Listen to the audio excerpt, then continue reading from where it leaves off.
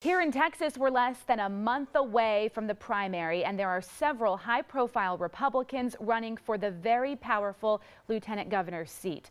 David Dewhurst has held the seat since 2003, but he's facing stiff competition from other GOP members in what is shaping up to be a tight race.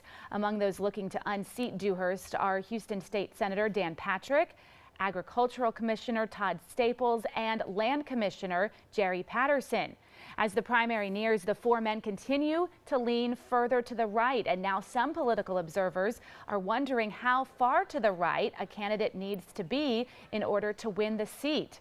So that's what we're talking about in this half hour's roundup, and we want you to join in on the conversation on our Fox 26 Facebook page. You can also send me a tweet at Sally Mack, Fox 26. I'll be reading those. Joining us live in our newsroom, we have our legal analyst Chris Tridico, our news analyst Mustafa Tamiz, and public policy analyst Jackie Bally. Good morning. Good morning. Well, this race is really shaping up to be a good one. Where do you see it headed? Well, the question is not how far to the right do they need to go. The question is how much further to the right can they go?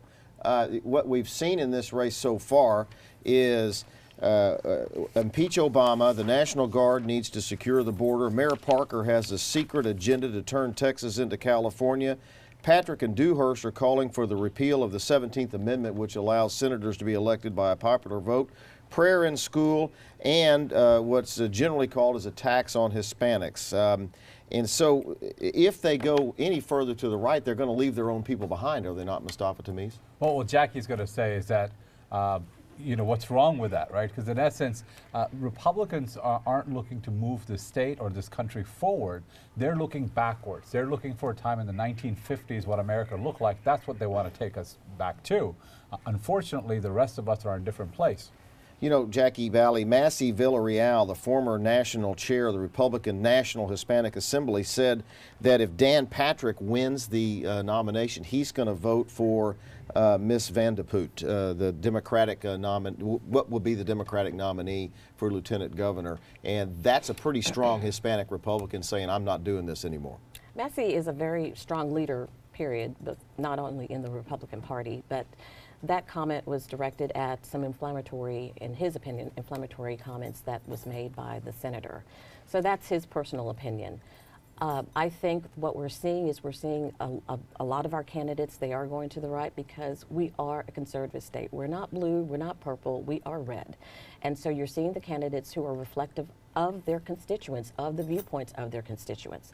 So Massey is taking point with one particular candidate in some of his comments, and that was his direct response to that, but you're seeing these candidates are reflective of what their constituents and their thoughts and their viewpoints are. Well, other Hispanic leaders have come out and said they haven't gone as far as Massey and said they'll vote for the Democrat, but others have said I won't vote at all in this race if they continue to attack Hispanics.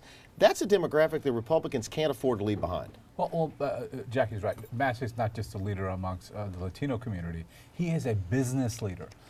Business people are having a hard time with this Republican race because they're finding that this Republican Party and the candidates that are coming out from it are not the builders of society. They're the ones that tear things down. And what Massey's saying is, if you're going to take an ardent position that allows young people to get the same in-state tuition as all the other young people in our state, and if you want to repeal that kind of law, you want to make that the issue, then he not only supports Dan Patrick, but a number of other Republican leaders. All right, and let's go to Sally. She's monitoring our social media accounts. Yeah, Ben sent us a tweet this morning. He says he'll vote for the one who follows him on Twitter. And he also says what you guys were just speaking about. If they get too far right, they're going to lose the Latino support. That's his belief there. So do you guys see this going to a runoff? Probably. I mean, it's hard to tell, but I think this probably has to go to a runoff. These guys are so close together on the race. But Dewhurst shocked me that he's the one raising the most money. Well, he's the incumbent, and yes, I think you and I were discussing this earlier. Whenever he lost to Senator Cruz, we were in the Senate race. I thought he was dead. We thought politically he was dead, and he came back and he's rallying. The polls are showing that he's leading.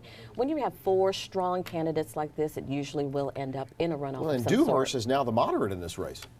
Yeah, he hates to hear that. Well, that's the thing. I mean, if we wanted to end Dewhurst's campaign, says I endorse David Dewhurst right now, and that'd be it, right? But look, It's not just the money. Dan Patrick's doing extremely well. Dan Patrick has not only a radio station and access to a radio station here in Houston, but also in Dallas, with the two Right. big media markets.